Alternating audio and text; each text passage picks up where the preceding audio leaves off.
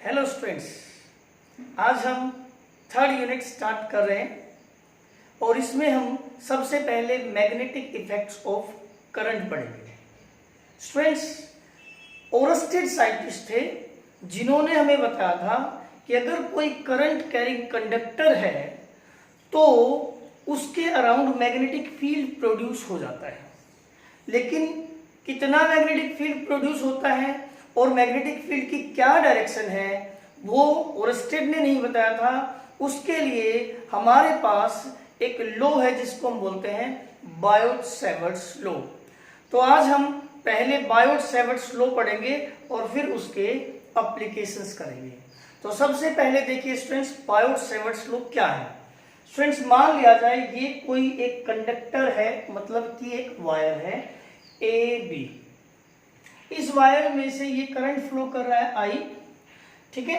ये current carrying wire या current carrying conductor है। अब इस करंट कैरिंग कंडक्टर के लिए ये जो करंट कैरिंग वायर है, कंडक्टर है, इसके कारण हम इस पॉइंट P पे मैग्नेटिक फील्ड पता करना चाहते हैं कि कितना है और किस डायरेक्शन में है। फिर से सुनिए, ये ए बी क्या है? एक कंडक्टर। कौन सा कंडक्टर? Current carrying conductor. और हमने बताया कि अगर करंट कैरिंग कंडक्टर है तो वो फिर क्या करेगा? मैग्नेटिक फील्ड प्रोड्यूस करेगा। तो हम देखना चाहते हैं कि इस करंट कैरिंग कंडक्टर के कारण इस पॉइंट P पे कितना मैग्नेटिक फील्ड होगा, यानी कि मैग्नेटिक फील्ड की मैग्नीट्यूड एंड मैग्नेटिक फील्ड की इस पॉइंट P पे डायरेक्शन किधर होगी, ठीक है। तो मान लेते हैं स्टूडेंट्स, ये जो करंट कैरिंग कंडक्टर है इसके ऊपर हमने एक छोटा सा एलिमेंट, इसका एक पोर्शन ले लिया, ठीक है। कितनी लेंथ का? डी लेंथ का। और वो जो पॉइंट P है, ये जो पॉइंट P है उसकी इस एलिमेंट से जो डिस्टेंस है स्टूडेंट्स वो है r, ये है r, ओके। तो फिर से सुन लीजिए, ये ए बी हमारे पास एक करंट कैरिंग कंडक्टर है जिसके कारण हम मैग्नेटिक फील्ड प्रोड्यूस करना चाहते हैं इस पॉइंट P पे कि कितना मैग्नेटिक फील्ड है। दूसरी बात कि मैग्नेटिक फील्ड की डायरेक्शन क्या होगी, कि भाई हमारी तरफ मैग्नेटिक फील्ड आ रहा है, इनवर्ड बोर्ड के अंदर की साइड है, ऊपर की साइड मैग्नेटिक फील्ड की डायरेक्शन है, नीचे है, दाएं है, बाएं है, यानी कि मैग्नेटिक फील्ड की डायरेक्शन क्या होगी, ठीक है। तो इस पॉइंट P पे हमें मैग्नेटिक फील्ड फाइंड आउट करना है। अब देखिए स्टूडेंट्स, मान लिया जाए इस पॉइंट P की इस एलिमेंट से जितनी भी डिस्टेंस है वो कितनी है? r। तो बायोट-सैवर्ट्स लॉ हमें क्या बताता है स्टूडेंट्स? सबसे पहले कि ये जो छोटा सा एलिमेंट है इस वायर के ऊपर, ये जो छोटा सा पोर्शन है, इसके कारण यहाँ पे कितना मैग्नेटिक फील्ड प्रोड्यूस होगा उसके बारे में बायोट-सैवर्ट्स लॉ बता रहा है। तो हमने क्या किया स्टूडेंट्स? कंसीडर ए कंडक्टर, ये हमने कंडक्टर माना है ए बी, थ्रू विच, जिसके अंदर से करंट आई इज फ्लोइंग, ये आई करंट फ्लो कर रहे हैं। According to Biot Savart's law, Biot Savart's law क्या बताता है? Magnetic field DV. Students, magnetic field को हम यहाँ पे बी से शो करते हैं, लेकिन अगर स्मॉल एलिमेंट है तो हम डी बी से शो करते हैं। मैग्नेटिक फील्ड का क्या सिंबल है स्टूडेंट्स? बी, ठीक है। और स्मॉल पोर्शन के कारण कितना लिखेंगे हम? डीबी।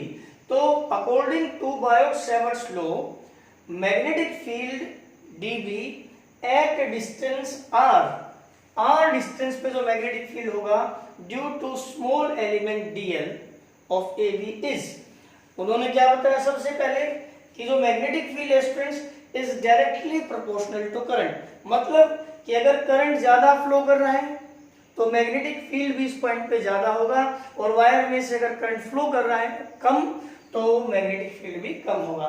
तो सबसे पहले मैग्नेटिक फील्ड क्या है? Directly proportional to current. दूसरा है magnetic field is directly proportional to length of the element, कि ये जो एलिमेंट है इसकी लेंथ कितनी है। तो directly proportional to length of element, यानी कि dv is proportional to dl, इसकी लेंथ। थर्ड स्टूडेंट्स, जो मैग्नेटिक फील्ड है वो डिपेंड करता है sine of angle, sine of angle between direction of current and the line joining the element to the observation point. फिर से सुन लीजिए क्या बताया है कि वे directly proportional to sine of angle theta, ये थीटा एंगल है। अब आप कहोगे सर ये थीटा किसके बीच में एंगल है, तो हम कहेंगे यहाँ पे जो करंट की डायरेक्शन है और जो ऑब्जर्वेशन पॉइंट को इस एलिमेंट से जो लाइन मिलाती है इनके बीच में एंगल। ध्यान रहे ये हमें बाद में भी यूज करना है। तो थीटा क्या होगा, angle between direction of current and the line joining the element and the observation point. ठीक है, तो क्या बताया है, जो मैग्नेटिक फील्ड है is directly proportional to sine of angle, ये थीटा क्या है, एंगल किस किस के बीच में, angle between direction of current and the line joining the element to the observation point. तो जो बायोट सेवर्ट्स लॉ हमें थर्ड पॉइंट क्या बताता है, directly proportional to sine of angle between direction of current and the line joining the element to the observation point. ठीक है, तो dB is proportional to sine theta. और जो last point है वो है students inversely proportional to square of distance of observation point from the element. तो inversely proportional to square of distance. तो एक बार मैं आपको फिर से बता रहा हूं स्टूडेंट्स कि क्या था Biot Savart's law. Biot Savart's law हमें बताता था कि ये जो स्मॉल एलिमेंट है इस वायर के ऊपर, कौन सा वायर, एक करंट कैरिंग वायर, तो इसके कारण जो मैग्नेटिक फील्ड प्रोड्यूस होगा इस पॉइंट P पे जो कि r डिस्टेंस पे है वो डायरेक्टली प्रोपोर्शनल है।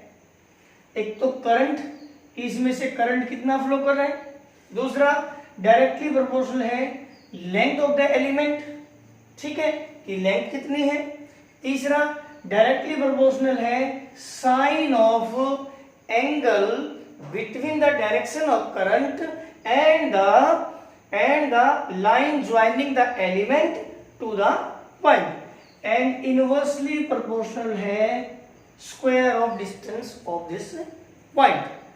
समझ आ गया स्टूडेंट्स। अब जब आप इन सभी पॉइंट्स को कंबाइन करके लिखते हो तो आपने इकट्ठा ही लिख दिया।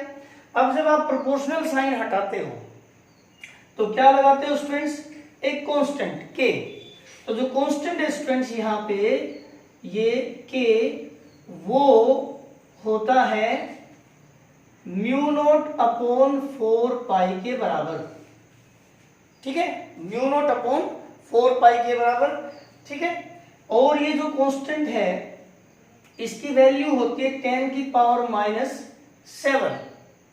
ठीक है, 10 की पावर -7 टेस्ला पर एम्पियर मीटर। अब आप कहोगे सर ये म्यू नॉट क्या है और ये टेस्ला क्या है। सबसे पहले मैं आपको बता दूं students, Tesla is the unit of magnetic field. Tesla is the unit of magnetic field. चलो ये यूनिट तो मैं आपको यहां से डिराइव करके बता दूंगा, आप ये याद रखें टेस्ला किसका यूनिट है, टेस्ला मैग्नेटिक फील्ड का। ठीक है स्टूडेंट्स, अब मैं बात करता हूं कि ये म्यू नॉट क्या है। ठीक है, इसको बोलते हैं म्यू नॉट यानी कि एब्सोल्यूट परमिएबिलिटी।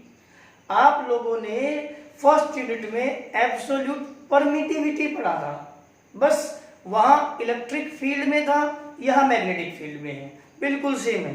ठीक है, ये मैं आपको एक्सप्लेन करता हूं, लेकिन फिलहाल जो हमारे पास बायोट सेवर्ट्स लॉ है, अगर हम इसको कंप्लीट लिखें तो dB इज इक्वल टू इसके बराबर आ गया, आपने जो कांस्टेंट है इसकी वैल्यू क्या रखी, mu not upon 4 pi IDL sign theta upon r square.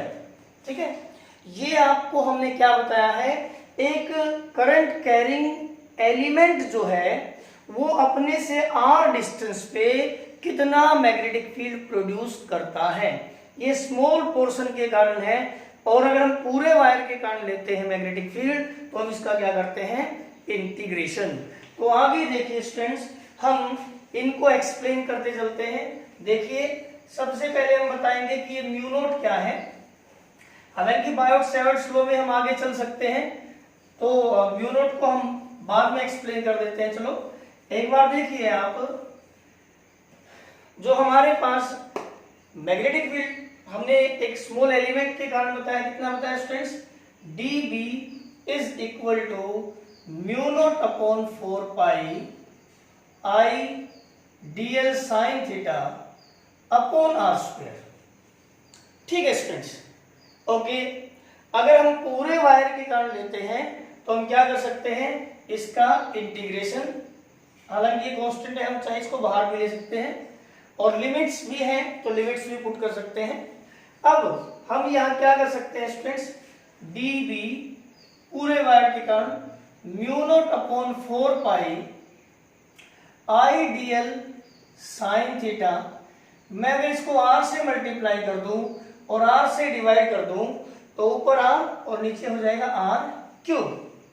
मैं आपको एक बात क्लियर कर दूं, जो इस स्मॉल पोर्शन के कारण यहां जो मैग्नेटिक फील्ड होगा, यानी कि मैग्नेटिक फील्ड की मैग्नीट्यूड, वो तो यहां तक हमने बता दी है मैग्नीट्यूड कि इस स्मॉल एलिमेंट के कारण यहां पे कितना मैग्नेटिक फील्ड होगा, यानी कि जो फॉर्मूला हम आगे यूज करेंगे वो तो ये ही है। तो अब आप कहोगे सर फिर आप आगे अब क्या कर रहे हो, तो हम आगे क्या कर रहे हैं, अब हम मैग्नेटिक फील्ड की यहाँ पे डायरेक्शन पता करेंगे कि ये जो स्मॉल एलिमेंट है जो यहाँ पे मैग्नेटिक फील्ड प्रोड्यूस कर रहा है वो किस डायरेक्शन में करेगा, कितना करेगा, वो यहाँ हो चुका। ठीक है, कितना करेगा यही हमारे ज्यादा काम का है। हालांकि डायरेक्शन भी पता करनी है, लेकिन जब हम आगे डेरिवेशंस करेंगे बायोट-सैवर्ट्स लॉ की हेल्प से, तो हम किसी भी छोटे से पोर्शन के कारण जब हम देखेंगे कि इसके कारण कितना मैग्नेटिक फील्ड प्रोड्यूस हुआ है, तो हमें ये डेरिवेशन, ये जो फॉर्मूला है वो यूज करना है। ये तो सिर्फ डायरेक्शन बताने के लिए है। तो स्टूडेंट्स ये स्मॉल एलिमेंट के कारण था। अब क्या है, हमने क्या किया है, टोटल जो वायर है, ठीक है, होल वायर के कारण जो मैग्नेटिक फील्ड है उसके लिए हमने इंटीग्रेशन कर दिया। अब अगर हम डायरेक्शन की बात करते हैं कि मैग्नेटिक फील्ड की क्या डायरेक्शन होगी, तो हमने r से डिवाइड और r से मल्टीप्लाई किया। स्टूडेंट्स dB का टोटल आप b लिख सकते हो, total magnetic field mu not upon 4 पाई जो कांस्टेंट है उसको आप बाहर लिख सकते हो। इसको हम ऐसे लिख सकते हैं I dl r sine theta upon r cube. ठीक है, और आप सभी ने पढ़ा होगा students A B sine theta किस चीज के बराबर होता है, ए बी साइन थीटा होता है ए क्रॉस बी। ठीक है, आपने ये 11th क्लास में पढ़ा है, A B sine theta is equal to A cross B. ऐसे ही यहाँ पे तो है स्टूडेंट्स ए, ये है बी और ये है साइन थीटा, तो मैग्नेटिक फील्ड कितना हुआ स्टूडेंट्स, म्यू नॉट अपॉन 4 पाई। अब हम इसको वेक्टर फॉर्म में लिख रहे हैं और वो हो गया आइडियल, तो यहाँ पे ए का रोल प्ले करेगा, ये बी का, तो इसको हम लिख सकते हैं आइडियल क्रॉस आर। ठीक है स्टूडेंट्स, ये है magnetic field due to this small element at point P. अब आप कहोगे सर इससे हमें क्या डायरेक्शन पता लगी, तो स्टूडेंट्स डायरेक्शन पता लग जाती है कैसे, आप लोगों ने 11th क्लास में क्रॉस वेक्टर प्रोडक्ट पढ़ी है। ठीक है, ये है क्या है, वेक्टर प्रोडक्ट, क्रॉस प्रोडक्ट। ठीक है, इसमें हमने पढ़ा था कि जब आप दो वेक्टर्स की क्रॉस प्रोडक्ट कराते हो तो जो थर्ड वेक्टर होता है वो उनके प्लेन के परपेंडिकुलर होता है। ठीक है, उनके प्लेन के परपेंडिकुलर होता है। यानी कि अगर मैं आई क्रॉस जे लेता हूं, आई एक यूनिट वेक्टर है एक्स एक्सिस के अलोंग, जे एक यूनिट वेक्टर है वाई एक्सिस के अलोंग, तो इन दोनों का जो क्रॉस प्रोडक्ट हमें मिलता है, ठीक है, वो क्या मिलता है, के यूनिट वेक्टर। यानी कि इन दोनों के क्रॉस प्रोडक्ट से जो वेक्टर हमें मिला है वो इन दोनों के प्लेन के परपेंडिकुलर है।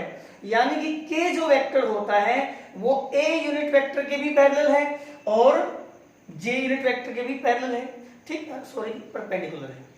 आई यूनिट वेक्टर के भी के परपेंडिकुलर है और जे यूनिट वेक्टर के भी परपेंडिकुलर है।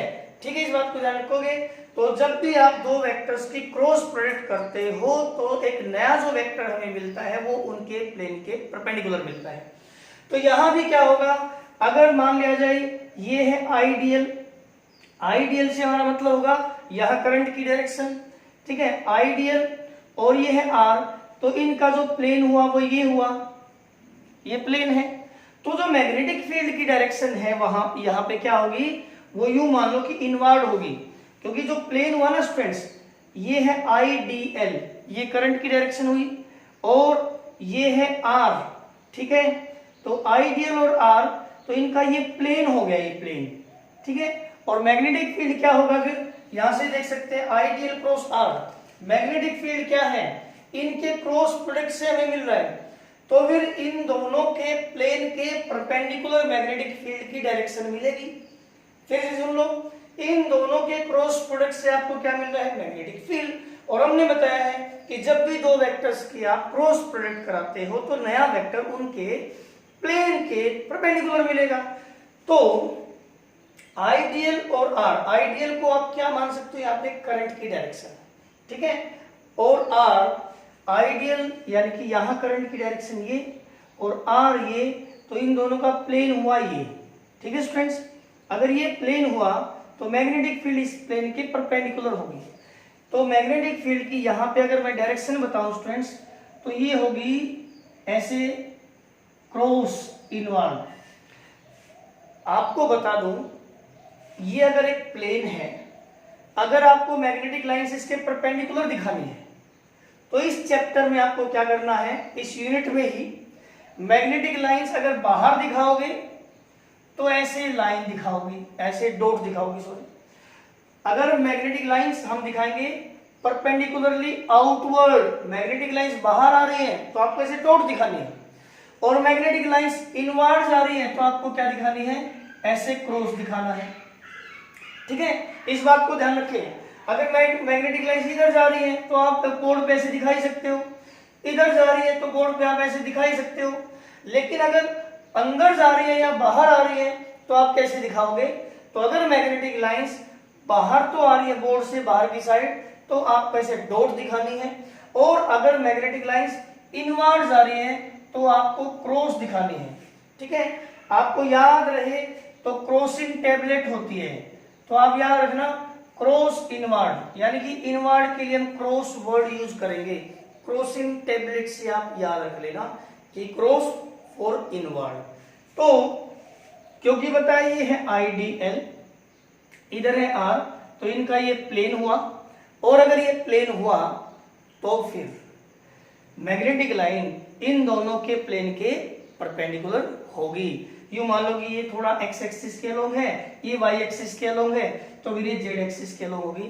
तो मैग्नेटिक लाइंस यहाँ पे क्या होगी, परपेंडिकुलरली इनवर्ड होगी, और अगर आप ऐसे नहीं तो थोड़ा यूं अंदर की साइड दिखा सकते हो, ठीक है।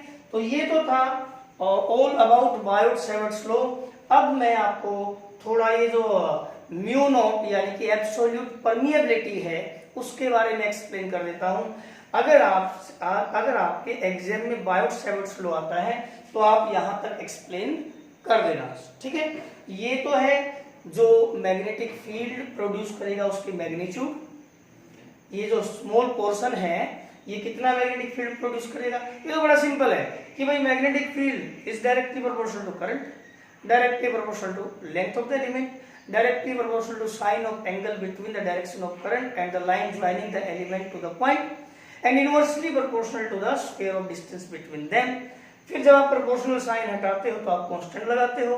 ये जो कांस्टेंट k है ये होता है म्यू नॉट अपॉन 4 पाई के बराबर, जिसकी वैल्यू है 10⁻⁻⁷, ठीक है। ये यूनिट है, इसका मैं एक्सप्लेन करूंगा। यानी कि इस स्मॉल एलिमेंट के कारण जो मैग्नेटिक फील्ड है वो इतना है। ये तो डायरेक्शन बताने के लिए है, ठीक है, हमने वेक्टर फॉर्म में लिखा है, ओके। तो अब हम म्यू नॉट यानी कि एब्सोल्यूट परमिएबिलिटी के बारे में बात करते हैं। स्टूडेंट्स, फर्स्ट यूनिट में हमने पढ़ा था परमिटिविटी, यानी कि कोई भी मीडियम है उसके अंदर से जब इलेक्ट्रिक लाइंस जाती हैं तो एक्सटेंट ऑफ डिफिकल्टी, यानी कि उस मीडियम में कितनी डिफिकल्टी इलेक्ट्रिक लाइंस को आती है, ठीक है, पास करने में। ऐसे ही वहां तो इलेक्ट्रिक लाइंस को पास करने में डिफिकल्टी आती है, यहाँ पे मैग्नेटिक लाइंस को। तो वही बिल्कुल सेम होगा, क्या होगा, extent of difficulty with which magnetic lines are passing through any medium, ठीक है। तो वैक्यूम के अंदर से मैग्नेटिक लाइंस जब पास करती है तो उनको कितनी डिफिकल्टी आती है, उसको बोलते हैं हम एब्सोल्यूट, उसको हम बोलते हैं absolute permeability, absolute permeability of free space या वैक्यूम, ठीक है students, absolute permeability of free space या वैक्यूम, ये म्यू नॉट है। इस बात को ध्यान रखें, जैसे परमिटिविटी होता था वहां इलेक्ट्रिक लाइंस को पास करने में हम देखते थे कि कितनी डिफिकल्टी आती है, यह मैग्नेटिक लाइंस के लिए है बस, ठीक है। अब अगर हम इसके यूनिट की बात करते हैं तो आपने देखा कि जो dB है वो किसके बराबर है, mu not upon 4 pi IDL sign theta upon r square. हमें इसका क्या निकालना है, यूनिट, तो इसको एक साइड कीजिए आप, तो म्यू नॉट अपॉन 4 पाई जो है वो किसके बराबर आ गया, dB इंटू, इसको एक साइड किया, पूरे फैक्टर को दूसरी side, into r square upon IDL sine theta. देखो इसका तो कोई यूनिट नहीं है, तो कांस्टेंट है, ठीक है। मैग्नेटिक फील्ड का यूनिट क्या होता है, टेस्ला, टी से डिनोट करेंगे टेस्ला, ठीक है। डिस्टेंस का होता है मीटर, लेकिन स्क्वायर है तो मीटर स्क्वायर। करंट का एम्पियर होता ही है, लेंथ का क्या होगा, फिर मीटर, और साइन थीटा का फिर नहीं होगा, तो मीटर से मीटर कैंसिल, तो म्यू नॉट जो है इसका यूनिट कितना आएगा, टेस्ला पर एम्पियर मीटर, और इसकी वैल्यू है म्यू नॉट, इसकी वैल्यू है, देखो यहां से हमने कहा ना कि म्यू नॉट अपॉन 4 पाई कितना होता है 10⁻⁻⁷, तो म्यू नॉट की क्या वैल्यू हुई, तो म्यू नॉट की वैल्यू हुई स्टूडेंट्स 4 पाई इंटू 10⁻⁷, ये म्यू नॉट की वैल्यू हुई। ओके, अब मैं आपको जो मैग्नेटिक फील्ड की डायरेक्शन की बात कर रहे थे, इसके लिए एक रूल होता है जिसको बोलते हैं राइट हैंड थंब रूल। ये आपने 10th क्लास में भी पढ़ा है, तो वो बताता हूँ, और उसके बाद इसका एक एप्लीकेशन भी करेंगे। तो देखिए सबसे पहले हम पढ़ रहे हैं राइट हैंड थंब रूल क्या है। देखिए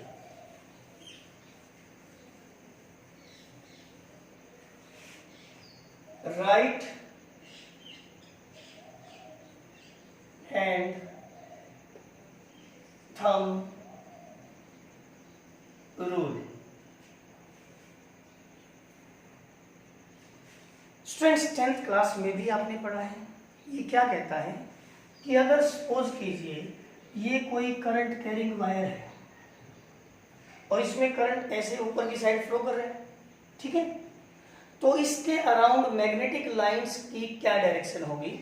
तो राइट हैंड थंब रूल हमें क्या बताता है कि hold current carrying wire in your right hand. आपने करंट कैरिंग वायर को अपने राइट हैंड में पकड़ लिया है, पकड़ना मत, ठीक है, बता रहे हैं, ठीक है। मान लिया आपने इसको पकड़ लिया है और जो करंट जिस डायरेक्शन में है अंगूठा उस डायरेक्शन को शो कर रहा है यहाँ पे, तो हम क्या कहेंगे कि hold current carrying wire in your right hand in such a way that thumb points in the direction of current. कि आपने किसी कंडक्टर को इस तरह से पकड़ लिया है कि करंट जो है वो उसकी डायरेक्शन को क्या बता रहा है, अंगूठा। देन कर्लिंग ऑफ फिंगर्स, जो उंगलियां हैं जो इसके चारों तरफ लिपटी हुई है, will gives the direction of magnetic lines around it, ठीक है। तो मतलब आपको मैं अगर डायग्राम से शो करूं तो हम इसको एक पेज पे भी ले सकते हैं कि मान लो स्टूडेंट्स ये एक पेज है हमारे पास ये एक पेज है और इस पेज में से हमने क्या लिया है, ये कंडक्टर इसमें से पास हो रहा है वायर जिसमें करंट जा रहा है ऊपर की साइड। ठीक है, एक पेज हो हमारे पास, पेज के अंदर से हमने क्या लिखा है, ये वायर, ठीक है, ऊपर जा रहा है और इसमें करंट भी ऊपर की साइड है। तो मैग्नेटिक लाइंस इसके अराउंड यूं होंगी, फिर ऐसे ऐसे मैग्नेटिक लाइंस होंगी, कर्लिंग ऑफ फिंगर्स। ओके, तो मैग्नेटिक लाइंस इसके अराउंड कुछ यूं होंगी, यहां ऐसे इधर मैग्नेटिक लाइंस और इधर यू मैग्नेटिक लाइंस। ओके, तो अगर मान लिया जाए मैंने ये एक वायर लिया है, इसमें करंट ऊपर की साइड है, तो मैग्नेटिक लाइंस इसके अराउंड बिल्कुल एग्जैक्टली ऐसे होंगी, यूं, यहां यूं जा रही होंगी, यहां से यूं आएंगी और फिर यूं ऐसे, मैग्नेटिक लाइंस इसके अराउंड ऐसे होंगी। ओके, तो क्या बता रहा है राइट हैंड थंब रूल कि भाई hold current carrying wire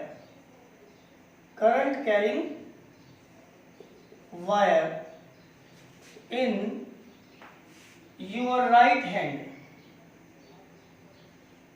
your right hand, in such a way that thumb points in the direction of current।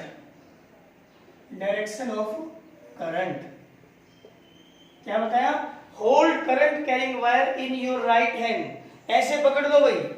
ठीक है, करंट कैरिंग वायर को ऐसे पकड़ लो कि अंगूठा किस डायरेक्शन में है, करंट की डायरेक्शन में है। तो कर्लिंग ऑफ फिंगर्स, तो इसके अराउंड जो मैग्नेटिक लाइंस होगी, तो hold current carrying wire in your right hand in such a way that thumb points in the direction of current, then तो क्या होगा स्टूडेंट्स, कर्लिंग ऑफ फिंगर्स, जो इसके अराउंड क्या है, उंगलियां जो लिपटी हुई है, गिव्स, किसको देगी हुई, give the direction of magnetic lines या मैग्नेटिक फील्ड अराउंड इट। ठीक है स्टूडेंट्स, ये क्या है, हमने राइट हैंड थंब रूल पढ़ा है। अब हमारा जो नेक्स्ट टॉपिक है बड़ा ही इंपॉर्टेंट टॉपिक है। बायोट-सैवर्ट्स लॉ तो बहुत सिंपल था, क्या था कि magnetic field due to a current carrying element, वही सीधी सी बात है, करंट कैरिंग है तो मैग्नेटिक फील्ड प्रोड्यूस करता है, इसलिए करंट पे डिपेंड करता है। ठीक है, due to current carrying element, तो directly proportional to length, directly proportional to sine of angle between the direction of current and the line joining, and inversely proportional to scale of distance between them। यहाँ हम constant लगा देते हैं, तो बहुत आसान है। ये है मेनली बायोट-सैवर्ट्स लॉ, इतना है। अब हम पढ़ेंगे ये जो बायोट-सैवर्ट्स लॉ को हम अप्लाई करेंगे कि आपको अगर कोई एक रिंग दे दी है, एक सर्कुलर कोई वायर दे दिया है जिसमें करंट फ्लो कर रहा है, तो उसके सेंटर पे मैग्नेटिक फील्ड कितना होगा। तो टॉपिक हमारा क्या रहेगा, magnetic field at the centre of a circular coil carrying current using Biot Savart's law. हम बायोट-सैवर्ट्स लॉ का यूज करेंगे स्टूडेंट्स, और फिर क्या निकालेंगे, देखिए मैग्नेटिक फील्ड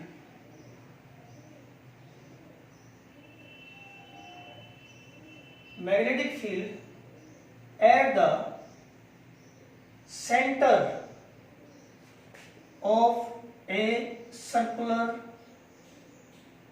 coil।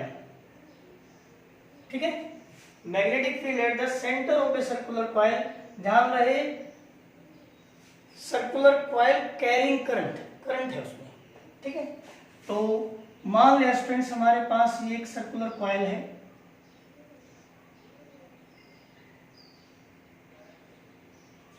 और इसमें से सपोज कीजिए करंट फ्लो करता है,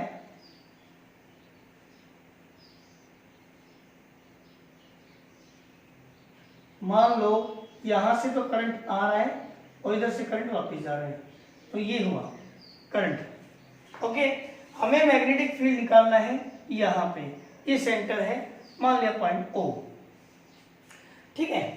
अब जो ये मान लो कि रेडियस जो है, radius of coil, radius of coil कितनी है A। अब आप कहोगे सर R भी ले सकते हो, जनरली हम R डिस्टेंस के लिए लेते हैं, ठीक है। R ऑब्जर्वेशन पॉइंट की distance from the line joining, मतलब ऑब्जर्वेशन पॉइंट की और एलिमेंट से जो डिस्टेंस उसको R लेते हैं। और अगर कोई अलग हम टर्म यूज करेंगे तो उसके लिए कुछ अलग सिंबल ले लेंगे। तो रेडियस ऑफ कॉइल मान लिया कितनी है A, ठीक है। अब हमें क्या करना है, इसमें से जो करंट फ्लो कर रहा है वो कितना है, current flowing through the coil, current कितना है स्टूडेंट्स I। हमें इस करंट कैरिंग कॉइल के कारण यहाँ सेंटर पे मैग्नेटिक फील्ड फाइंड आउट करना है, ठीक है स्टूडेंट्स। आप ध्यान दो, हमने ऐसे वायर लिया था, कोई वायर था और इस पे एक छोटा सा एलिमेंट लिया था DL, और ये था वो पॉइंट P, यह एंगल बनना था थीटा, ठीक है। तो इस छोटे से एलिमेंट के कारण जो यहाँ पे मैग्नेटिक फील्ड था वो हमने भी पढ़ा था, ideal sign theta upon r²। तो ऐसे ही हम अगर इस रिंग के ऊपर, ये जो रिंग है इसके ऊपर अगर मैं एक छोटा सा एलिमेंट ले लेता हूँ, ये DL, ये करंट मैं यहाँ दिखा देता हूँ, इसके ऊपर जैसे यहाँ हमने छोटा सा एलिमेंट लिया था, यहाँ भी हमने एक छोटा सा एलिमेंट ले लिया, ठीक है। तो यहाँ पे जो करंट की डायरेक्शन है स्टूडेंट्स, देखो आपको याद होगा मैंने थीटा एंगल किसके बीच में बताया था, angle between direction of current and the line joining, है ना। तो देखो स्टूडेंट्स, लाइन ज्वाइन कर रही है ये लाइन ज्वाइनिंग है, ठीक है। और किसी भी सर्कुलर, अगर हम बात कर रहे हैं सर्कल की, तो वहां पे अगर आप किसी भी पॉइंट पे, चाहे करंट है चाहे वेलोसिटी है, अगर आप पता करोगे तो वो अलोंग द टेंजेंट होती है। क्योंकि अगर आप ध्यान दो, ये जो छोटा सा पोर्शन है, इसको अगर मैं जूम करूं तो ये स्ट्रेट लाइन है। तो अगर ये स्ट्रेट लाइन है, क्योंकि मैंने एक छोटा सा पोर्शन माना इसमें, और छोटे से पोर्शन को अगर हम जूम करते हैं तो सीधा है, और सीधा है तो फिर इसमें करंट की डायरेक्शन यूं है। भाई वो अलग बात है कि बाद में फिर ये पोर्शन यूं है, फिर यूं है, फिर यूं होता होता, ठीक है। अगर हम छोटे छोटे पार्ट्स को अगर अलग अलग से हम जूम कर करके देखें तो यहाँ करंट की डायरेक्शन है इधर, फिर यहाँ करंट की डायरेक्शन होगी इस डायरेक्शन में यूं, यहाँ करंट की डायरेक्शन होगी इस डायरेक्शन में, यानी कि अलोंग द टेंजेंट। तो यहाँ पे अगर आप करंट की डायरेक्शन की बात करोगे तो स्टूडेंट्स यहाँ पे करंट की ये डायरेक्शन है अलोंग द टेंजेंट, यहाँ पे अलोंग द टेंजेंट, और ये है R, तो यह एंगल कितना बनेगा थीटा, यानी कि 90 डिग्री। ये आपने किसी भी एक एलिमेंट की बात की है इस रिंग के ऊपर, बस आपको इसी का करना है, बाकी तो यूं मान लो अब हो गया। तो जो करंट की डायरेक्शन और ये जो लाइन ज्वाइनिंग है, इनके बीच एंगल थीटा है, वो कितना है 90 डिग्री है, ओके। तो फिर अकॉर्डिंग टू बायोट-सैवर्ट्स लॉ, क्या बताया था बायोट-सैवर्ट्स लॉ ने स्टूडेंट्स? तो बायोट-सैवर्ट्स लॉ ने हमें बताया था कि magnetic field due to this small element, magnetic field due to element DL is कितना, वो D भी बताया था, और वो कितना था μ0/4 पाई IDL sin theta upon r²। ये था ना स्टूडेंट्स बायोट-सैवर्ट्स लॉ के अकॉर्डिंग μ0/4 पाई IDL sin theta upon r²। लेकिन यहाँ पे थीटा की क्या वैल्यू है 90 डिग्री, और अगर थीटा 90 है तो मैग्नेटिक फील्ड कितना आ गया μ0/4 पाई IDL sin 90, और sin 90 की वैल्यू आपको बताइए कितनी होती है 1।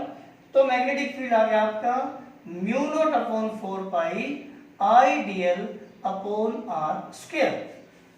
ये क्या निकाला आपने, इस रिंग के ऊपर हमने एक छोटा सा एलिमेंट माना है। अब लिख भी सकते थे भाई रेडियस ऑफ द रिंग है A और इसमें करंट I है, फिर हम ये लिख सकते थे consider a small element DL on this ring, इसके ऊपर एक छोटा सा एलिमेंट माना है, ठीक है। और ये जो डिस्टेंस है किसके बराबर हुई, रेडियस के बराबर हुई।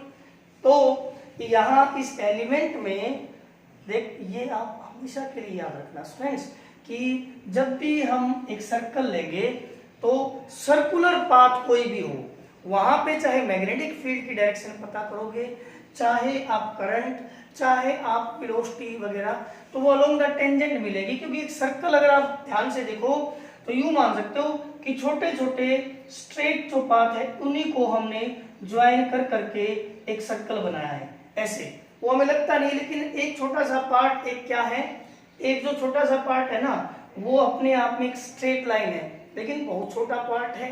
अगर जूम करके देखें तो आपको लगेगा स्ट्रेट लाइन। ओके, तो यहाँ पे करंट की direction along the tangent you है और ये है लाइन ज्वाइनिंग, तो इनके बीच एंगल बनेगा 90 डिग्री, वो हमने यूज कर लिया।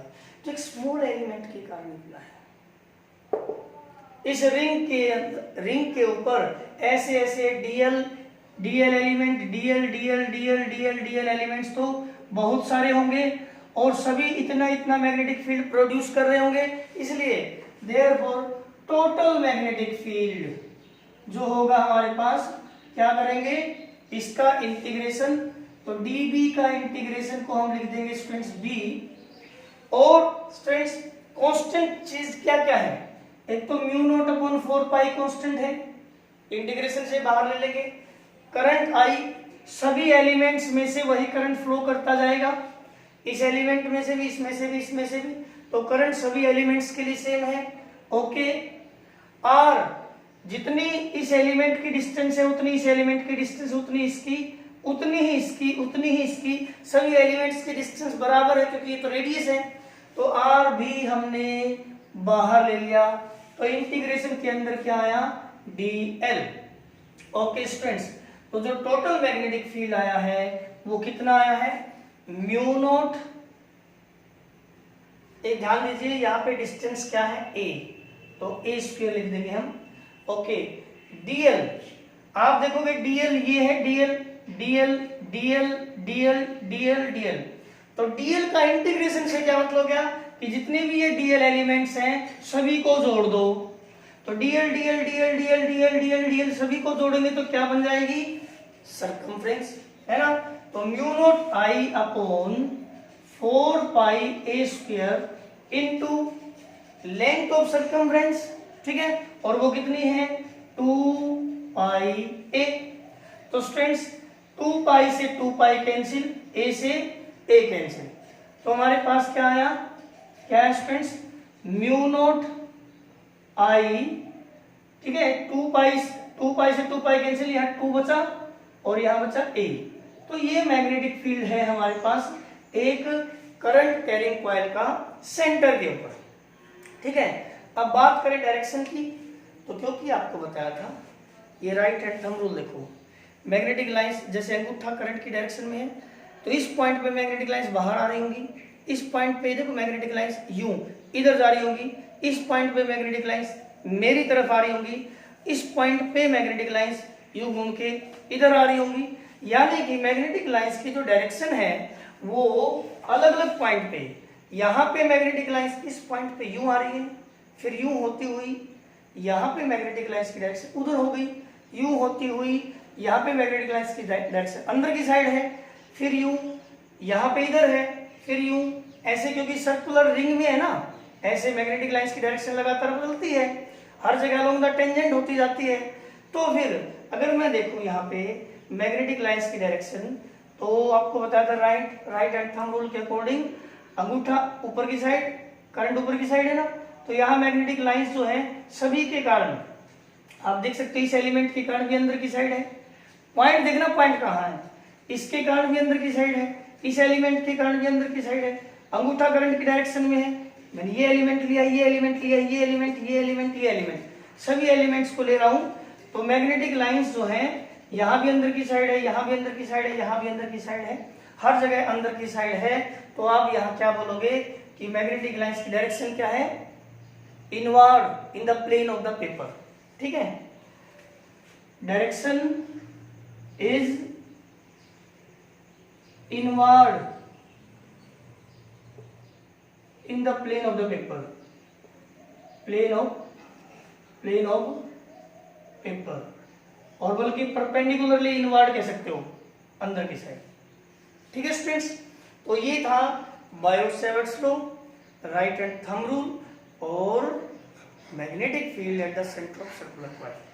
ओके, इसके बाद हम नेक्स्ट एप्लीकेशन लेके आ रहे हैं, तब तक आप इनको अच्छे से रिवाइज कर लो, लर्न कर लो।